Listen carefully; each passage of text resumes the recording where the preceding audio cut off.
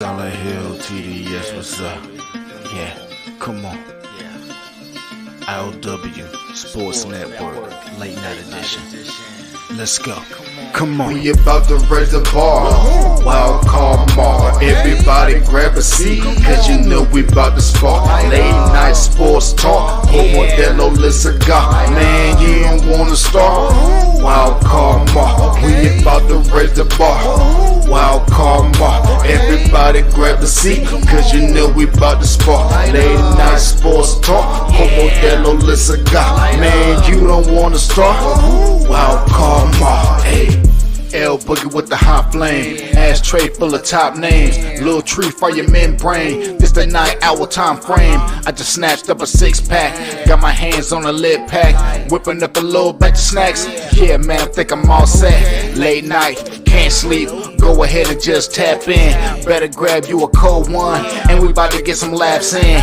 Wild card on the microphone, he'll hit you with a couple flurries. Y'all need to just strap in for some entertainment sports commentary. About to raise the bar, wild card Mar. Everybody grab a seat, cause you know we about to spark. Late night sports talk, Modelo Le Cigar. Man, you don't wanna start. Wild card Mar. We about to raise the bar. Wild card Mar. Everybody grab a seat, cause you know we about to spark. Late night sports talk, Modelo Le Cigar. Man, you don't wanna start. Wild card Mar. Hey. Wild card Mar. Wild card Mar. I.O.W. Late night sports. Wild card Mar. Wild card Mar. I.O.W. Late night sports. Wild card Mar.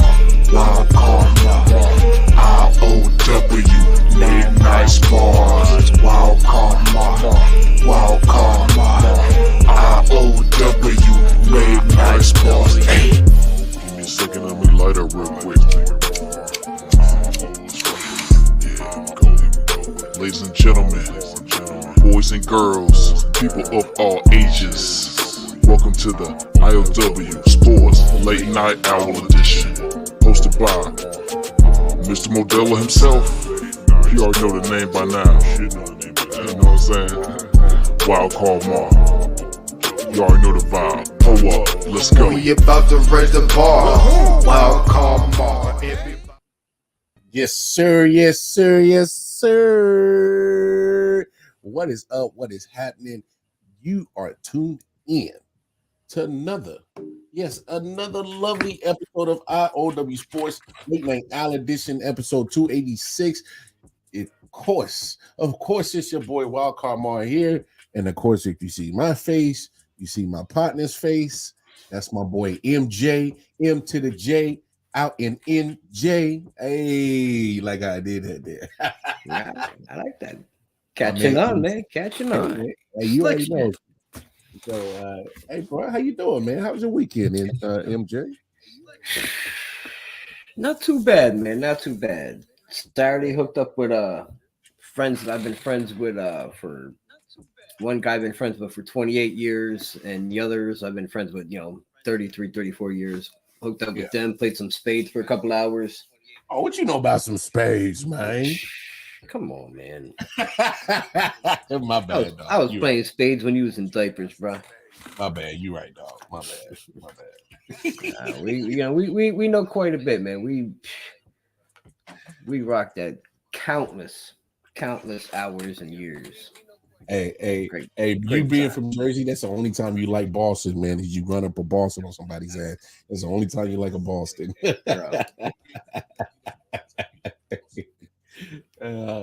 Almost impossible, but it's very capable. If that makes sense. Oh no, trust me, I know exactly what you mean. But when it's done, boy, like running a Boston on somebody is like one of the greatest feelings in the world, bro. I don't think you ever understand, bro. Hey, man. Man, I'm gonna have to come up there and bust your ass on some spades. Come on, bro. I got cats lined up that we would knock you down. Hey, that's fine. Hey, get your partner. I'm gonna bring my partner, and we gonna do the damn thing, man. We will establish rules, lay it ground, and put the money down. Oh no, without a doubt. Hey, it don't matter if we play Big Little Joker or we play Deuces High. Hey, it don't matter. Deuce, I mean, yeah. oh, it don't matter. I mean, you just I could read any book, I could read any table, and I could lay many ass whoopers down. You just let me know how y'all want to do it. That's it. We don't take the ass whoopings around here. You come up to these parts, man.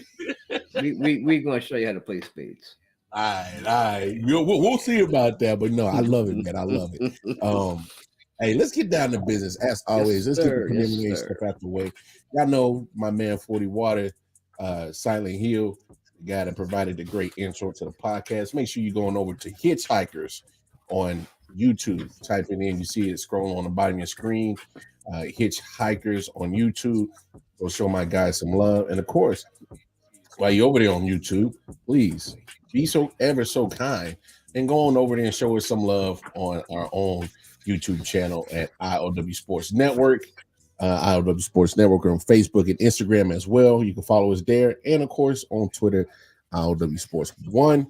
You want to top it up with the Wildcard Mar personally, Twitter at KC Wildcard Mar on Facebook, Instagram. Hey, yeah, that's just what it is. And man, let's get down to business. Because we are a sports show. We're here to talk some sports, and we're gonna keep it popping because we got a couple of top plays, MJ. We got a couple I'm on tongue tied over here because I guess I must be excited to see these top plays.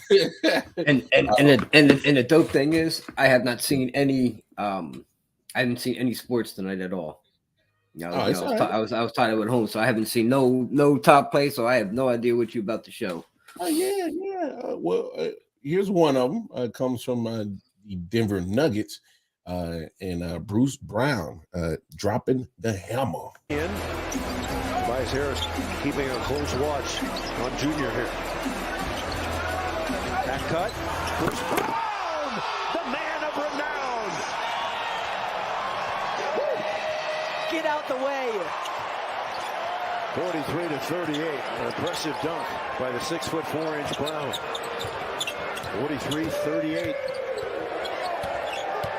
Nuggets ahead. Tobias Harris, and he's got it. Tobias Harris had once a teammate of KCP in Detroit back in the day. And the lead is 3. Gordon shoots a 3. That's no good. Maxey the rebound.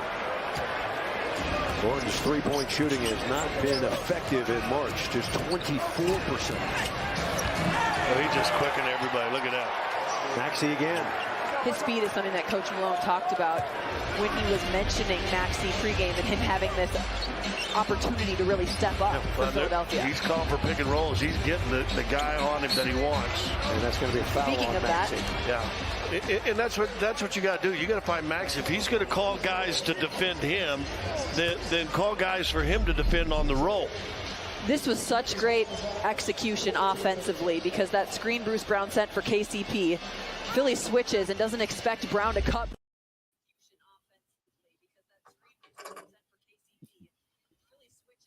I don't know what you say right there. Bruce Brown with the hammer, man.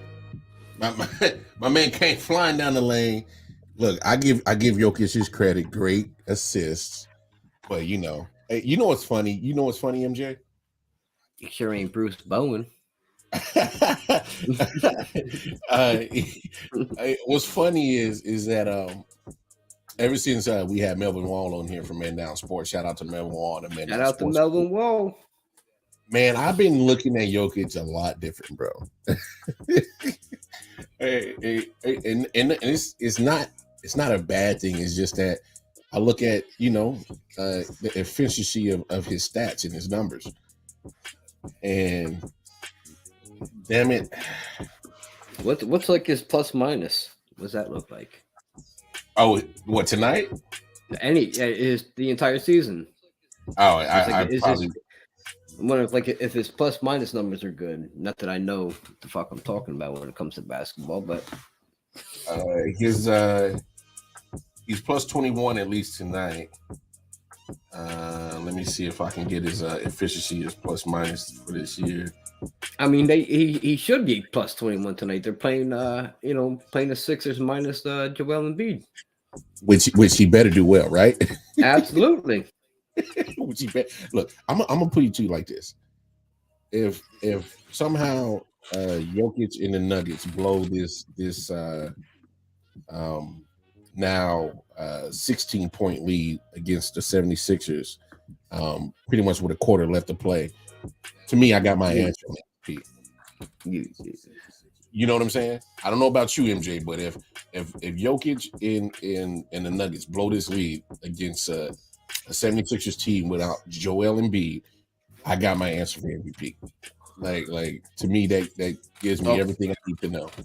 I got Joker at number 3 on my list anyway. Yeah. I mean, I feel the same way too, but I'm just saying, like, that to me, it solidifies it, and I don't want to say closes the MVP case.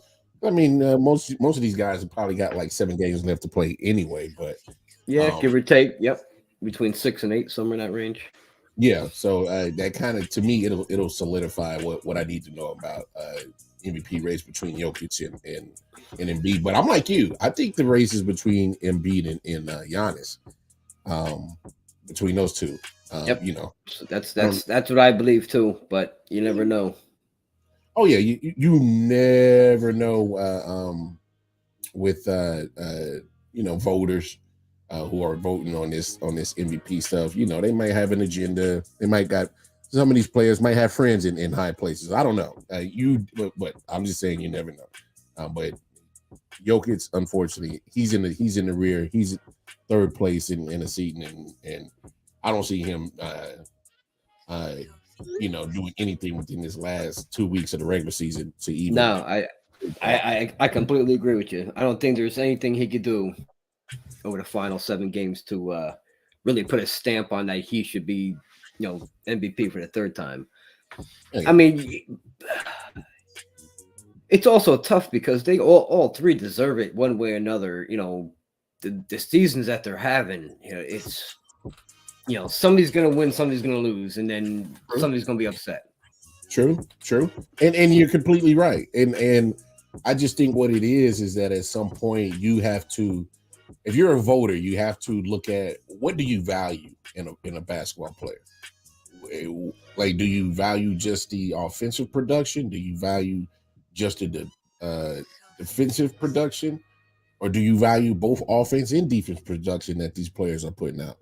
You know what I'm saying? Me personally, at both ends of the floors. Oh yeah. I think me, you, and Melvin Wall kind of agreed to that. And last time we had him on here, it's just because not trying to say like we got an old school mentality of basketball, but to me, I prefer that style of a basketball player. Don't be great on just one end of the court. I need you to be efficient on both sides. Yeah. Because there's more than one. There's 2 ends on the basketball court. You got to play offense on one and defense on another, and both are just as equal as important. And I also understand, like, if guys getting tired and like he gets lazy on like a play or two. I understand that's going to happen. But when you play lazy all game long, or like for 3 quarters long, I can't get with that. No, I'm with you. I'm with you on that 100%. Playing lazy defense and picking and choosing when you want to put in effort. I mean, or too busy arguing with the ref because you just missed a call, or that shit drives me crazy. Didn't get his own way. MJ, teams heading back up court, and he's still standing there fucking yelling at the referee. Bro, I don't know about you, but that shit drives me crazy. It drives me absolutely batshit crazy seeing cats barking at a referee and you supposed to get back on defense, or you supposed to get back on the offense. Either way, get your ass back on what your team is doing and get out the ref's face. Like, what are we doing? Like and that's when they sit back and cherry pick. Because they'll argue, and then all of a sudden when they see on the flip side when the ball coming back, they're like, hey, I'm open. Throw halfway down court and he gets an easy dunker laying. Yeah, I'm with you on that. So to me, it's trash. It's astonishing. It's astonishing how wild that shit is. Let's get to our second Welcome on top play of the night. And as we saw Bruce Brown drop the hammer, I saw this and I was like, pretty impressive. And I'll explain why I went, I'll explain that in a second, but here's the top play. Person is trying to keep themselves connected right now. Wood with the pass. Luka able to chase it down. They got him trapped on the sideline. They fouled in a situation like that before. How on earth did he find Hardy? He found him, and more importantly, Hardy hit the shot after they did find him. You're not going to win it. He'll find you. He just looked up and realized where the only place he could put that ball. Jaden Hardy in the corner, locked and loaded. This is beautiful. Seems like a simple thing, but you saw him look up. Yeah. And he surveyed the landscape, and Jaden Hardy got him an assist. That was pretty impressive. Yeah. And that's why I said, because I'm not the biggest of Luka fans. And it's not because he's not skilled, and that's not what I'm saying. Unfortunately, Luka, to me, and there's a lot of people that feel this way about Luka. He's the offensive juggernaut type of basketball player, but he's going to play absolutely zero defense. And wait, what? He still do that in the NBA? Boy, you could have fooled me. And so, so Luka, in my opinion, look, prolific scorer, can score out the gym, does stuff like that. That was a great play. And the reason why I played it, because I'm like, wow, that was actually pretty impressive. Like, the man was caught in a trap and literally had nowhere to go, and just jumped up and flung it, and give your boy Hardy the credit. Hey, because if you missed that, dog, bro, we gotta talk, dog. Yeah, at that point, you gotta make that.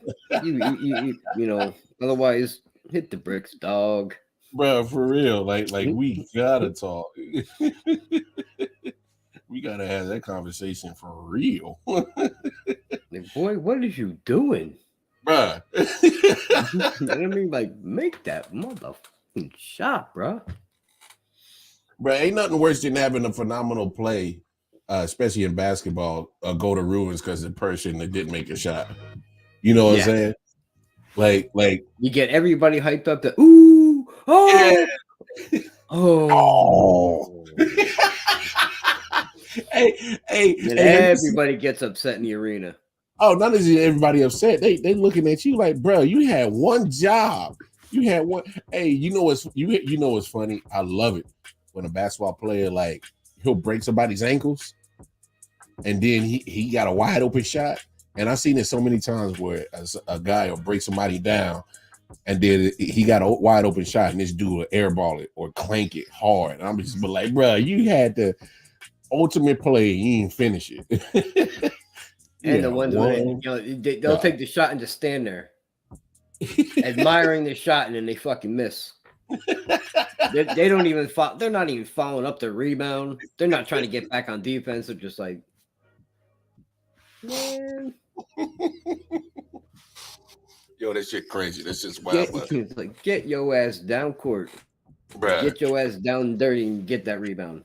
In a heartbeat. Like, come on, let's get back to it. But no, that's wild, man. So there you go. Top plays of the night. As you saw, Bruce Brown of the Nuggets get an emphatic dunk with the assist from Jokic, the Joker himself, and then Luka Doncic with the probably the prettiest pass of the season I've probably seen for sure. I've yet to see a pass. I mean, that was pretty wild. Yeah, I do gotta admit that was wild. Oh yeah, I look, say what you want. You got to give this man his credit on making such a beautiful pass right there. But let's get into some talk, man, because we got some talking to do. I was running around, of course, trying to figure out the game plan, and this is what I do for the most part. What me and MJ do, If we see something interesting during the day, we'll text each other and be like, yo, this would probably be something good to talk about, or just brainstorming, because we got to provide you guys with a show. I saw this interview with Brian, what's his name? Brian Gutekunst. And if you know that name, he is the general manager for the Green Bay Packers. Okay. Green Bay Packers. And so your guy, he had some interesting things to say on the whole Aaron Rodgers situation. And I'm gonna get this audio up in just a second. Of course, as I try to bring the audio up, they like want to play commercials and shit on the damn shit. So just bear with your boy right now, and we're gonna get this going. And then they want your money to get rid of that. And you come out of the season, you have a lot of conversations, not only with Aaron, but with the rest of the team, coaches, and everybody. And as you go through that process, you kind of get an idea of where you're going to move to, as a team, how you're going to go forward. And I think I was really looking forward to the conversations with Aaron to see how he fit into that. Those never transpired. So, there came a time where we kind of had to make some, decisions. So we went through his representatives to try to kind of talk to him where we were going with our team. And at that point, they informed us they would like to be traded to the Jets. But you just said you did try and reach out to have those conversations. Oh, yeah, many times. Why did those conversations not transpire? I'm not going to really, not put it on anybody, but they just never did transpire. A lot of attempts and went through that. But at the same time, again, we're always looking out for what's best for the Green Bay Packers. And as time went on, we kind of had to move. Have you made the decision at this point that Jordan Love will be your starting quarterback in 2023? Yeah, I think there's a lot of unknowns, but certainly I think that's the way it's trending, and we're excited about that. I mean, Jordan's he's put in a lot of work. He's gotten a lot better. A lot of really good conversations with him over this period of time, and certainly we're trending that way. Brian, do you have an offer on the table from the Jets? Yeah, I'm not going to get into the details of that. We've had a lot of discussions. I've known Joe for a long time, and they've been really good discussions, really, cordial, and we'll continue to have those conversations, and hopefully we can come to agreement sooner than later.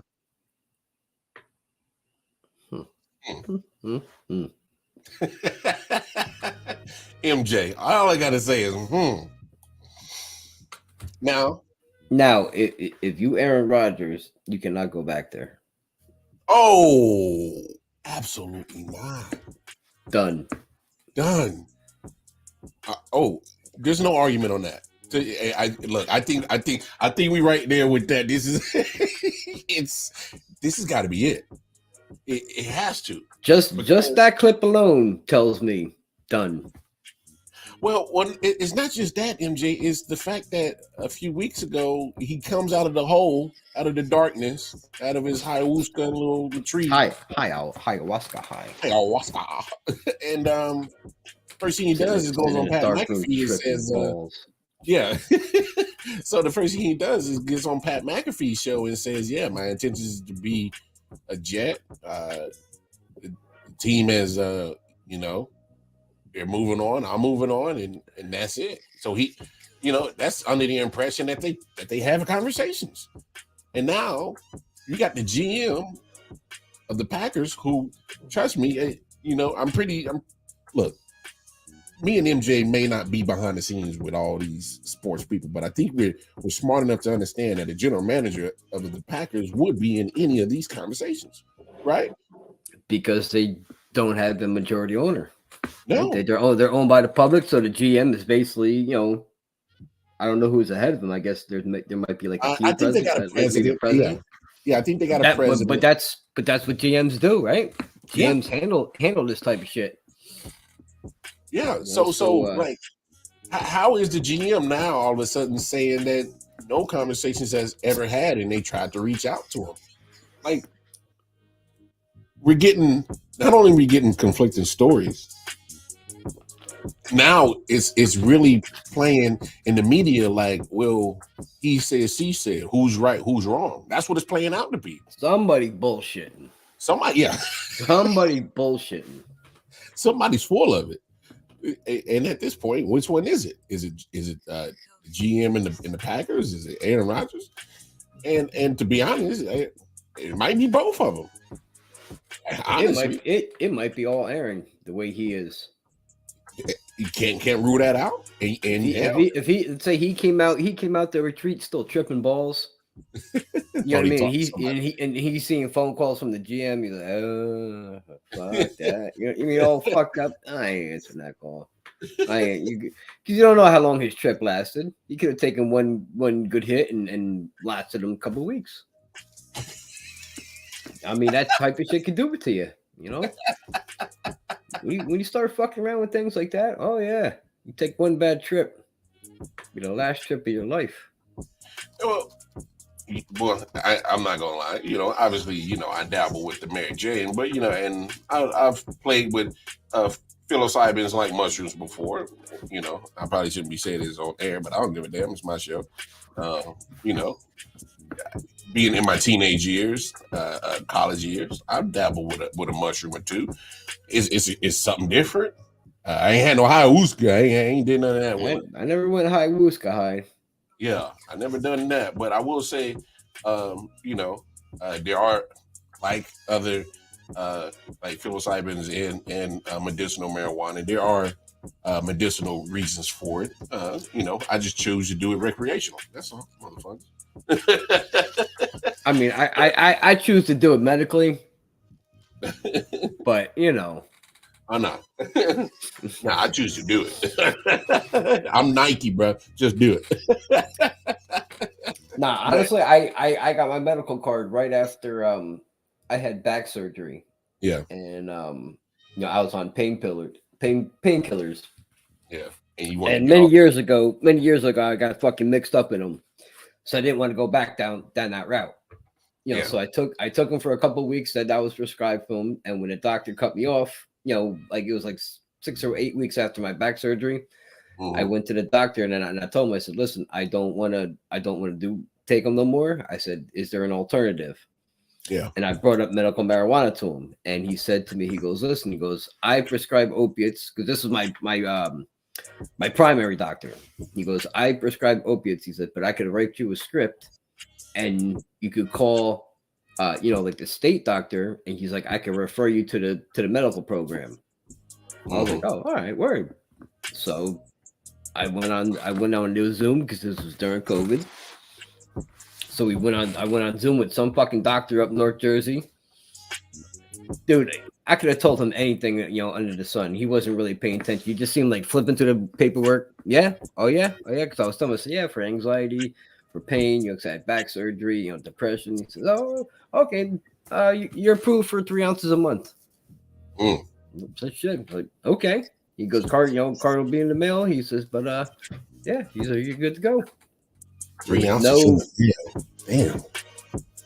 3 ounces a month. Woo. That's what he proved. Medical. 3 ounces. Yeah. Oh, trust me. I'm feeling like a kid in a candy store here in this. 3 ounces per month. Woo. Yeah, boy. Yes, please. Thank you. Yes, I will take all of that. But it just amazes me that yet here is another layer of just endless drama with this Green Bay Packers and Aaron Rodgers situation. It is. Be done with this. Yeah. I feel like enough is enough, man.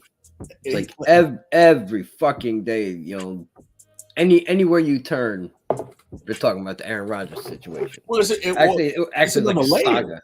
It's like another layer just gets added every week, pretty much. There's something else, and I don't know why Brian Gutekunst decided to drop this information now.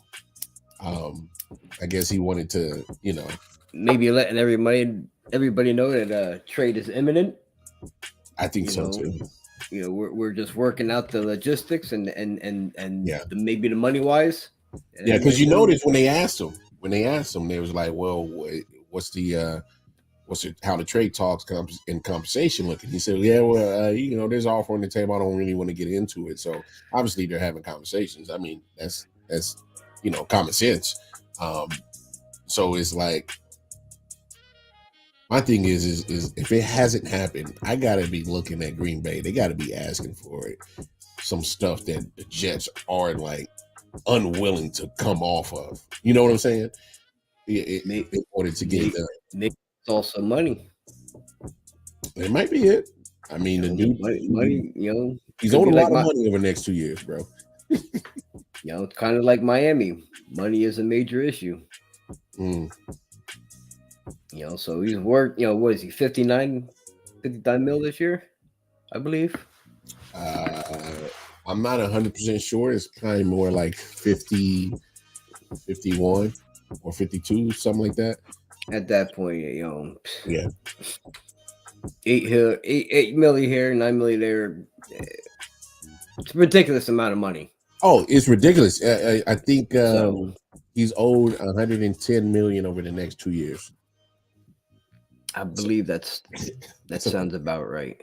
That's a lot of fucking bread, dog. Yeah. That's a lot of bread. And if you Aaron Rodgers, that money is guaranteed. Oh yeah. Fully guaranteed. 100%. So I mean, he could stick to his guns and be a jerk off and just say, you know what, I'm going to play and I want my money. Well, wherever he's at, whether it's Green Bay or pay me my money. Oh yeah, he's getting paid regardless.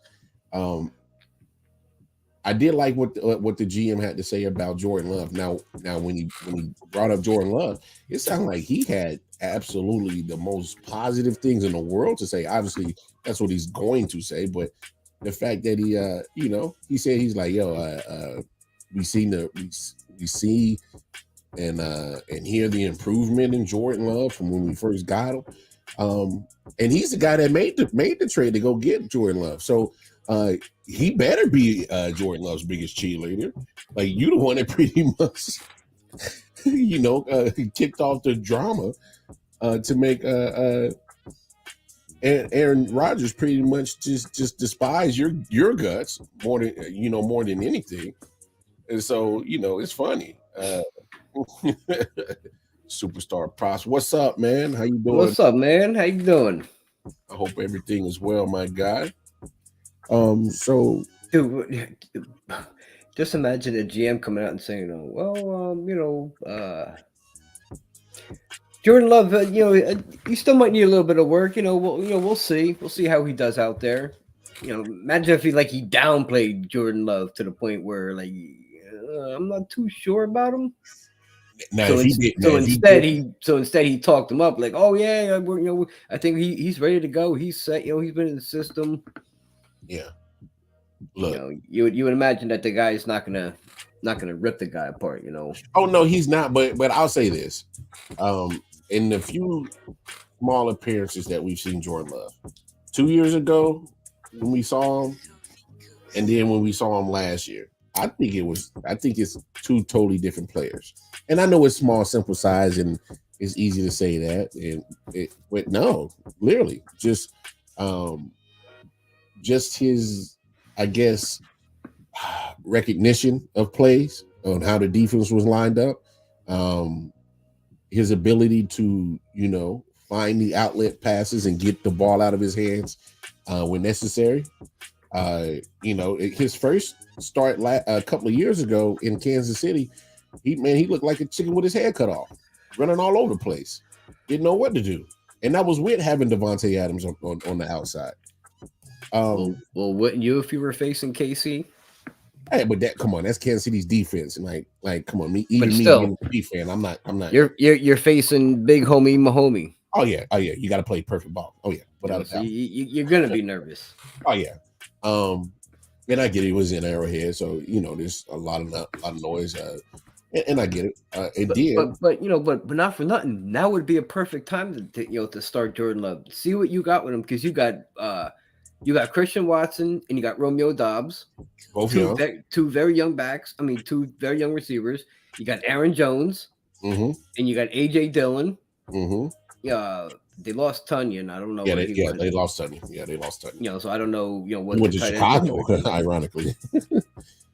Okay, so but just that outside load, he's not a rookie. he's been in the system for a few years behind Rodgers, so he had to learn something. Yeah. See what the kid got. Let's see what he's got. Rodgers is a cancer. Failure of an organization to trade for him. I agree with your first part of your take. I will say, I'm not going to say Aaron Rodgers is a complete cancer, but I'm going to say he's a distraction. And usually distractions, you talk about them as if they are a cancer. So I think they're pretty much one and the same in the sports world. So I agree with you on that first part of that statement. Now, the back half, I wouldn't say they're a failure over an organization to trade for them. I think they're desperate, and they see their potential window of actually being relevant. I'm just going to call it what it is. I mean, when you think of Jets football, you don't think of anything great.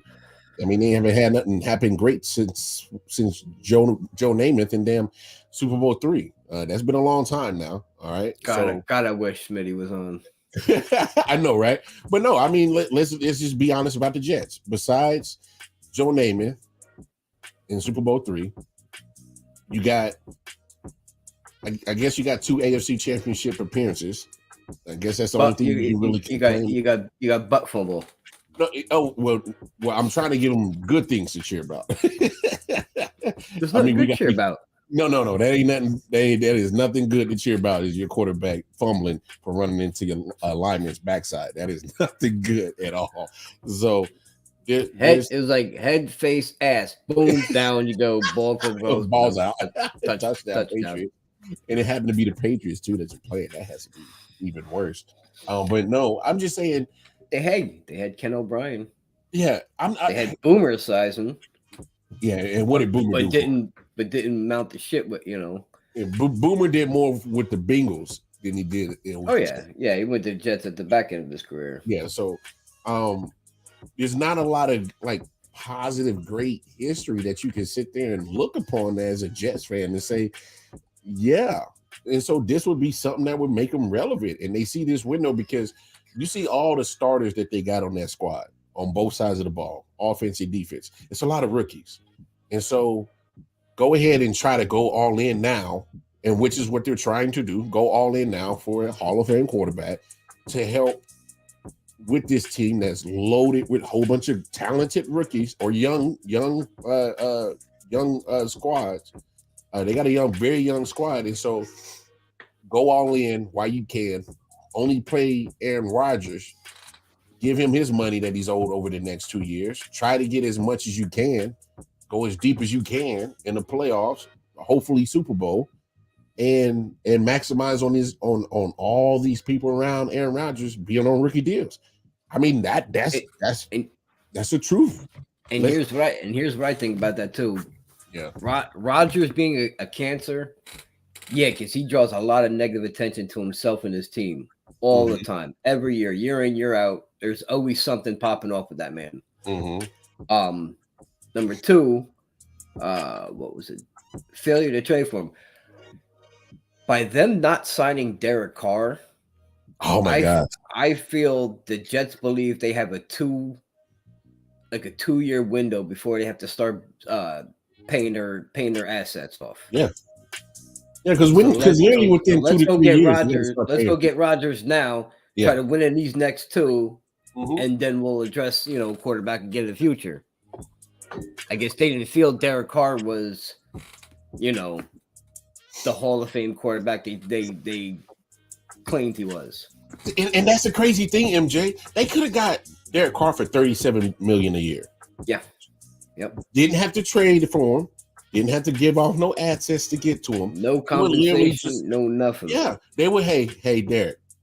Hey man, we got something good going up here in New Jersey, man. Why don't you come up here, check us out, check out the facility, check out the city, see if this is somewhere you can, really realistically see yourself playing, and let's get a deal done. And New Orleans paid this man $37 million per year. That's a discount for what in my opinion, for I would say around top 12 quarterback. Lamar. Daniel Jones signed for more. Yes. He did. Daniel Jones signed for more, and it baffles me that the Jets, you gotta get this deal done now, because and my man Superstar Props, I see your take. Guess what? We've talked about this on the show. Why not go get Lamar? We talked about it on the show, have we not, MJ? Go get him. What's the problem? Because you're going to do the same thing for Lamar Jackson that you're going to do for Aaron Rodgers. You got to trade assets away. You got to pay him. Here's the thing. I don't think the Jets want to pay him upward of $200+ million. Guaranteed. Because that's what he wants. That's the holding back of every team in the league right now. Yeah, because you know how many teams would be knocking down the door if it was for 2 first-round picks. Oh, come on! But that's not just what you're giving up. Oh, we know. There's no. You're handing over the fucking checkbook. No, you open it up and you're just signing it away. Here's my passcode to my login. Here. You'll see the amount. Just take what you want. Hey, like real talk. Like Joe Douglas would literally be signing his name on a check, not putting a dollar amount, and handing it over to Lamar. You just give us what you think you're worth per year, man, and we'll get it done. No worries. We got enough money. No worries. So I mean, it's and trust. It's just so odd that this situation is not getting done. I don't know if they're purposely holding it to the draft just because there's a lot of things that need to get sorted out, and there's a lot of things that need to get kind of sorted out quarterback wise in the NFL. Period. I mean, I saw the coach talking about they might kick the can on Lamar Jackson. I've seen some other teams say we will, and some teams say we won't kick the can on Lamar Jackson. Dude, so my gut feeling is Indy's going to make a move. They're sitting at what, 3? 4. Oh, sitting at 4? They got 4. Okay, so it's Panthers, Texans. Who was at 3? Houston. No, Panthers, Texans. Yeah. Let me look this up real quick. We got the smartphones, and I'm being stupid right now. Texans, Rams, but they traded it away to Detroit. They traded that away to Detroit. Let me pull this up. 2023 draft order. Italy Jet, what's up, man? What up, man? Italy Jet, what's up? Shout out to Italy Jet. Yeah. So we got Carolina. Oh yes, Carolina, Houston, Indy, Arizona, Seattle, Detroit, Raiders, Falcons, Bears, Vikings. So that's your draft order right there. I don't know. I don't know. I don't know if the Colts make that trade. They're sitting too high. You're sitting too high. You're sitting at 3. Now I can see Atlanta still doing it. They're back there at 8. And if you really want some of these quarterbacks, which CJ Stroud, Bryce Young, Will Levis, Anthony Richardson, you can imagine they're all probably going to be gone by 8. So who's pick 2? Houston. Which does Houston go Bryce Young? Well, that's what's been in there. That's what's been talked about is Bryce Young being number 2 to Houston Texans. But they also kind of linked Bryce Young to the Texans a long time ago, even when Houston had the number 1 pick for majority of the year before Lovie Smith decided to, hey, nah, damn that, we gonna go get a win. It cost them the number 1 overall pick to Chicago. So let's say Indy, you said Indy's sitting at 4? 3. Sitting at 3. So let's say their pick comes up at 3. and let's say Stroud and Young were off the board, which I think will happen anyway. And maybe those were their top two, and they had the next tier like Levis and Richardson, down quite a bit. So at that point, you make the trade for Lamar, and you give Baltimore that number three pick to maybe take a Will Levis or a Anthony Richardson, or a Will Anderson maybe. Okay. You know what I mean? So you're giving up this year, and then all you gotta do is worry about next year. Yeah. And whatever other compensation. That's gonna go with it. You're definitely gonna want more compensation, especially if Deshaun Watson goes for 4 first rounds. That Cleveland had to give up to get him from Houston. So, the 2 first rounds to get Lamar Jackson are just the minimum, y'all. They're just the minimum. So please believe there's going to be more coming out.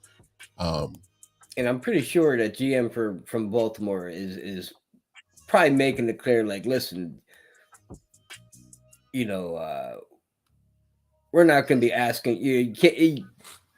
If you want 5 first rounders, like, no. You know what I mean? Like that can't happen no more. It just can't. Oh no! There's, you know what I mean? He go up there and do something like that. Well, first of all, there's a lot about that Deshaun situation that they're not going to repeat again in the NFL. You know what I'm saying? They're not going to give up all those assets, and they're not going to do the fully guaranteed contracts at that amount of money ever again. Because look at where Lamar is at. So nobody, matter of fact, they're still pissed about that deal with Cleveland. Like we just said before, like how many teams would be knocking down the doors of Baltimore right now if it was for 2 first round picks, maybe a couple other picks, thrown in here and there, and you got to pay Lamar $175 guaranteed. I think he would go for 175 over 5 years or 4 years. I mean, think about it. So it's got to be more than Daniel Jones' contract. Oh, 4 and 160 with 81 guaranteed. Going to be more than that. It's shitting on Daniel Jones' contract. Yeah, but what I'm saying is 4 years, 175 guarantee that.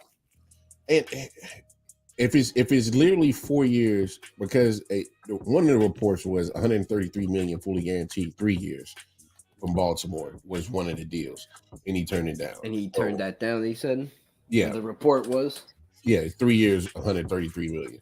Well, no, the report said it was 200. Lamar had to come out and correct it and said it was 133. Here's my thing. At the end of the day, if I'm Lamar Jackson, get you at least a 4-year deal, because him being 25, you can turn around and at the end of that 4-year contract, you're still in the damn thick of your prime, bro, and go back and go back and get another damn contract. You go to sign your second big one. Yes. Yep. At age 29, let's say 30 at latest, you can still get another 4-year deal. Yeah. Well, I won't even push it to 5. I'll say another 4-year deal. Yeah.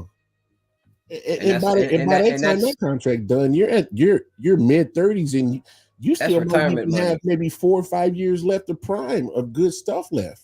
I'm just saying. Not even that. That's retirement money right there. Oh yeah. If you get paid over the next 8 years, 2 big contracts, hell yeah. Come on. 2 big contracts, and you done in let's say 7-8 years.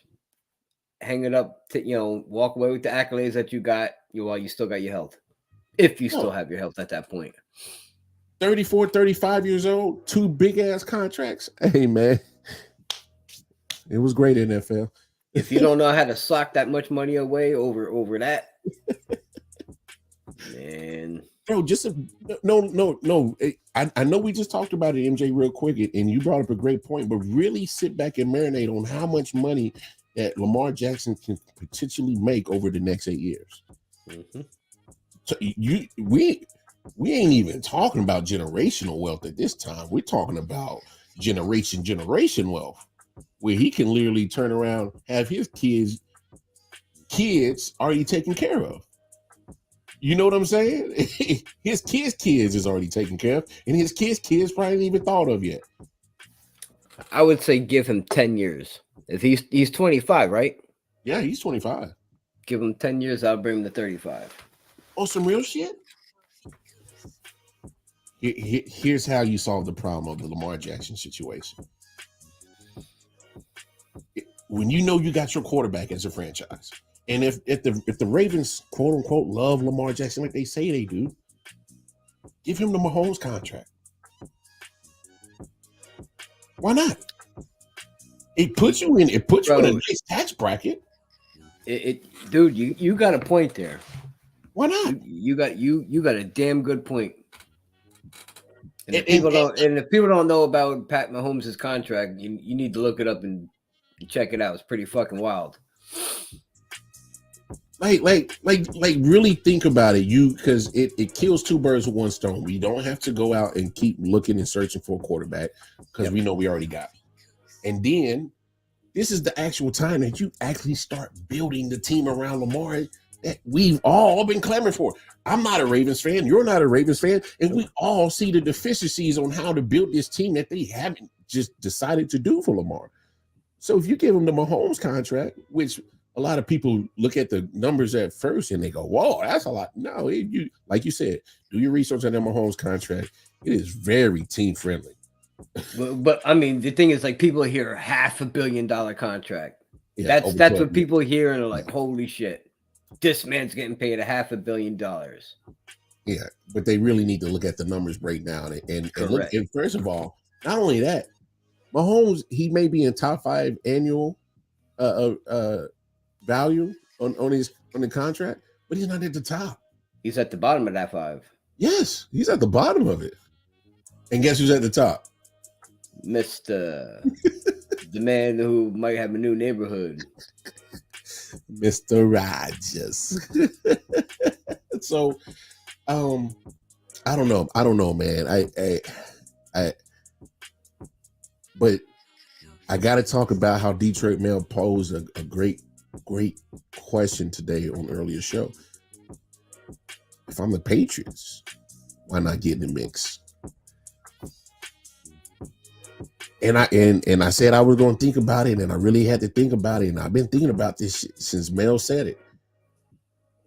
Damn it, I'm liking that idea more and more of Lamar Jackson with Bill Belichick. Obviously, Bill Belichick is not an RPO kind of guy. He's a defensive guy, so he's going to have to get a good offensive coordinator in there. And he would need at least one bona fide weapon, a wide receiver. Yeah, so that can catch the ball. So check me out. So here's the caveat. You ready for it? You ready for it?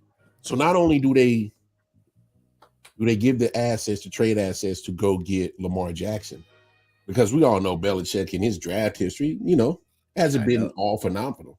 I have a feeling I know where you're going. You think so? Not only do you go get Lamar Jackson from the Baltimore Ravens, you call Arizona and say, "Hey, DeAndre Hopkins." I was just pointing to. I got an Arizona Wildcat thing here, but I was just pointing to Arizona. I had, as soon as you said that, I was like, yeah. So you picking up what I'm laying down. Really think about it, because if you were a fan of the Hard Knocks end season with Arizona Cardinals.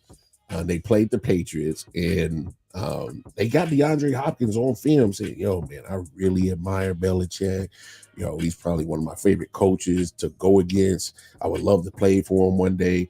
And you see him, really be affectionate with Belichick after the game, before and after the game. And so you see that mutual admiration, and I'm like, DeAndre Hopkins makes perfect sense in New England. Put him look, first of all, New England, you can blow up most of these trades that you miss one a lot. you missed on a lot of trades. Come on, how that N'Keal Harry trade? I mean that N'Keal Harry draft worked out for you. First round pick, wide receiver. How'd that work out for you? Because he went to Arizona State. That's why. he chose the wrong university in that state. That was mistake number one. So look how they fucked that one up. Yeah. So look, and we don't know how this lineman that they just took this past year. Oh yeah, Cole Strange. Yeah, I don't. Whatever. You already traded away Shaq Mason again. Again. Yep. You're talking about. They didn't pretty much trade away some of their assets that they've already had. Here was one of them. And what's his name retired? Devin McCourty retired. Yeah. So look, Belichick has always been good at finding the diamonds in the rough as an undrafted free agents. What did I just say? It says, if I'm correct, Hopkins has a $38 million cap hit. I'm not 100% sure on that. Superstar props definitely fact check me for sure, but I think DeAndre is around. He would definitely cost you about around 17 to 18 million because he's one of the top 5 paid wide receivers in the league right now. But that was before these cats started getting 23, 28, and now Tyreek Hill with 30 million. Yeah, your boy Tyreek really jacked it up. Yeah, Tyreek pretty much reset the wide receiver market. So don't quote me for sure on that superstar props. But you see what the Cardinals, they're reevaluating exactly the value of what they're going to get back for DeAndre Hopkins. They were asking, because I even said it once they made it known that he might be on the trade block. Mm-hmm. I said, go get him for Daniel Jones. Yeah, go get him a bona fide wide receiver. Add that now with Waller. And they re-signed Slate, they re-signed Shepard, re-signed Hodgkins. They got obviously tag Barkley. Yeah, go get him a bona fide receiver. Yeah, and guess what? Daniel Jones never really had a bona fide wide receiver. Neither has Lamar Jackson. Nope. Well, DeAndre Hopkins to me is the best option for the Giants and Patriots. And I see a lot of chirp out there about wanting him to come to Kansas City, and I'm like, okay, but it has to be for the right price. There's chirp over here about him and the Giants being linked, but that's always going to be that case since they play for him. Yeah, but real quick, I just got an alert. It says sticking point in Rodgers trade. Sources: Packers and Jets are discussing 2 high draft picks in quarterback Aaron Rodgers trade, but are stuck on the 2024 protections. Yeah, it had to be that. I'm not surprised. I'm not just gonna let Aaron Rodgers go away for peanuts. This ain't. Look. Thank you, Aaron Rodgers, for what you've done. You brought us 1 Super Bowl 12 years ago. You've been the face of the franchise for a long ass time. You was an easy transition from Brett Favre, but now you are acting like Brett Favre. You're doing the whole, 1 foot in, 1 foot out shit. Now you want to be on another team shit. If that's what you want to do, cool. Then go do that shit. Be gone. But we're not just going to let you walk out. We know you're a future Hall of Famer. I'm not going to let you walk out for a couple of peanuts and some cheese sticks. Yeah. Because, we like cheese. No. We're going to have to come off some picks, bro. Don't forget the 2 sticky buns got to be in there. Hey, hit them in the head. They got to be in the deal. Got to be in the deal. And so, in a case of quarter water. Man, come on, man. And if people don't know about quarter water, I feel sorry for you. Come up north. Hey, I feel sorry for you. Not only that, hell, if Gutenkus, he sound like he from over in that way of Germany and Amsterdam. He might want the whole zip. So regardless, you ain't walking out the building on some real cheap shit. No. You ain't gonna lowball me and walk out for like a first and a fourth. Because or like a second and a third. That ain't happening. This is all the Jets need. They need a serviceable quarterback, and Aaron Rodgers is more than serviceable. That's what they need. That team's built to make a nice little run for the next 2-3 years. So they just need a serviceable quarterback. So yeah. Bro, think about this. Imagine they go and make this trade for Rodgers. Give up, two number ones, probably a 4. I don't know, and whatever, like a 3 and a 4, right? Yeah. Aaron Rodgers blows his ACL week 1. Bro. How upset would that fan base be? Like, because they're geeked up right now with all this Rodgers talk. What? Because all they keep saying up here is that he's coming to New York. He wants to play for New York. It's just a matter of working out logistics. So just imagine when they get him, their fan base up here is gonna go fucking bananas. It's going stupid. And then let's say he goes on one more ayahuasca fucking trip, like right before the season. Blows his ACL on the ayahuasca trip because he don't even know. Because he's in this dark retreat. He twisted his ankle because he stepped on a rat. Not realizing that he just blew his fucking knee out in 4 places. Because he can't see shit. So he comes down, he's like, oh yeah, my knee's okay. My knee's okay. Meanwhile, his kneecap is looking to the left. He walking to the right.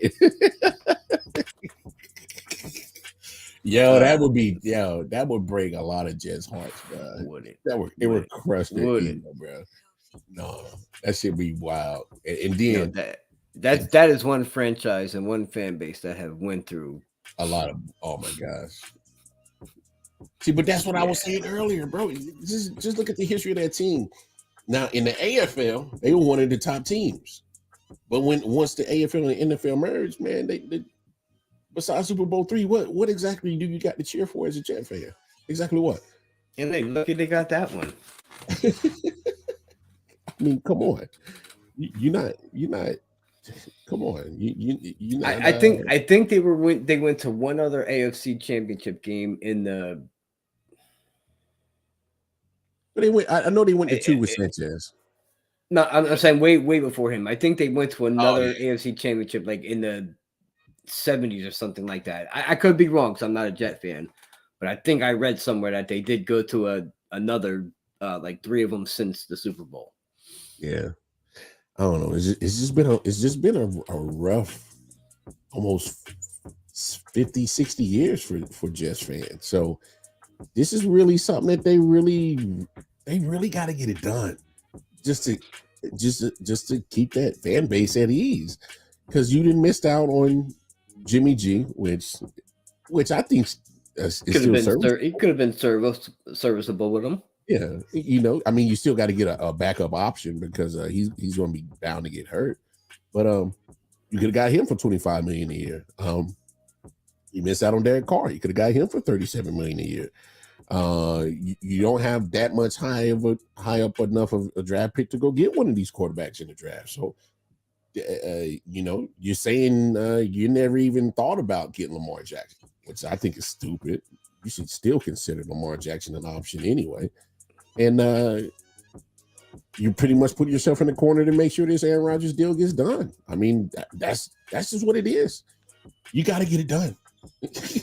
You have no choice. Oh no, you don't get this deal done. Just don't even play next season. Tell everybody, listen, don't even show up to the facility. I mean, if you want to work out in a weight room, you're good, but don't even put the cleats on. Like, no. They said don't even put the cleats on. Don't even put the pads on. No, they're not even getting issued. They cleats still get from their sponsor, but the jerseys they ain't gonna get them. But what the season ticket holders got to do? What they got to do? They just gonna sit in the seats and watch. You're gonna sit in the seats and just watch. Ain't nobody gonna be out there playing, but you're gonna be sitting there watching. Oh, so they can't get no refund? You just gotta sit out there and watch. That's it. You're gonna be sitting out there chilling. You're gonna tailgate. You're gonna tailgate for about 4 hours. Get a nice fucking groove on. Go inside, and the clock is gonna run. It's gonna run just like a real game. It's gonna be simulated. You're gonna be watching the simulation like about the Jumbotron. Oh shit! It's gonna be like a Madden simulated game. Correct. Real TV timeouts. You know, everything that you see on Fox and Channel 2 and NBC. Yeah, they're gonna be taking the commercial breaks. You get your timeouts. You get your challenges. You know. Yeah. Everything like you see like on a normal Sunday, but you got to watch it. You know, digitally enhanced on the Megatron. And with nothing there.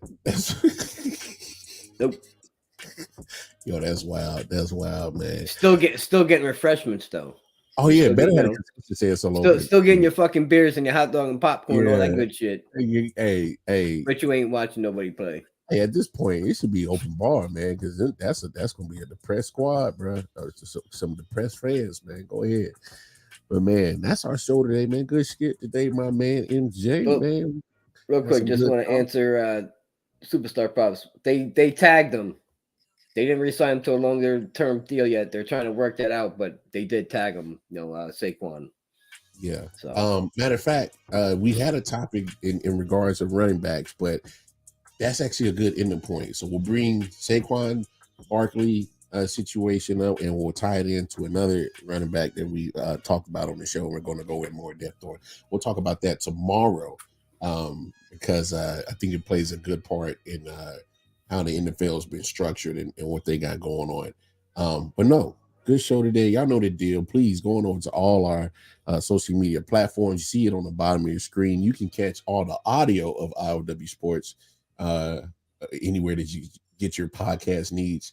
And then make sure you follow us on YouTube at I.O.W. Sports Network, our YouTube channel, I.O.W. Sports Network on Facebook and Instagram, I.O.W. Sports 1 on Twitter. Then, of course, you want to chop it up with the Wildcard Mar personally, KC Wildcard Mar on Twitter, Wildcard Mar on Facebook and Instagram. Make sure y'all like, share, subscribe, everything, man. We got a lot of good stuff going down the pipe. And man, it's been another fantastic night.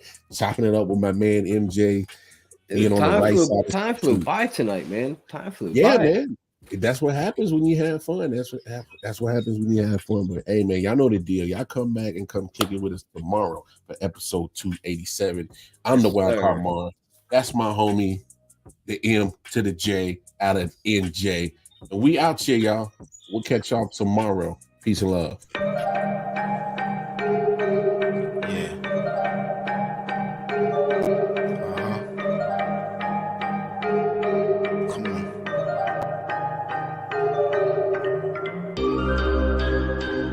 Silent Hill, TD, yes. Hitchhikers.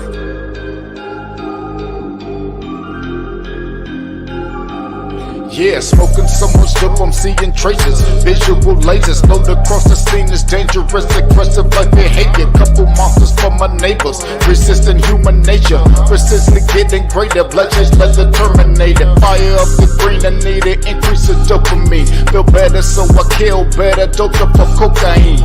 Roaming like I never had a home, so I'm all alone. Smoking bones down the chromosome till the filter's gone. Suffocating under heavy pressure, the signature marks are the cornerstone of a nigga that's ready to spark. Like the pathway through the treacherous, wonderful dark. Searching for a lost part, curators of a lost art. Desperately holding shit together until it falls apart. Blood started pulling the water, just waiting on the sharks. Love is the deadliest game, but I'll just massacre your heart. Tearing at your body, wondering how did we start? Fuck man, I think a nigga about to spaz out, cause I don't give a fuck no more.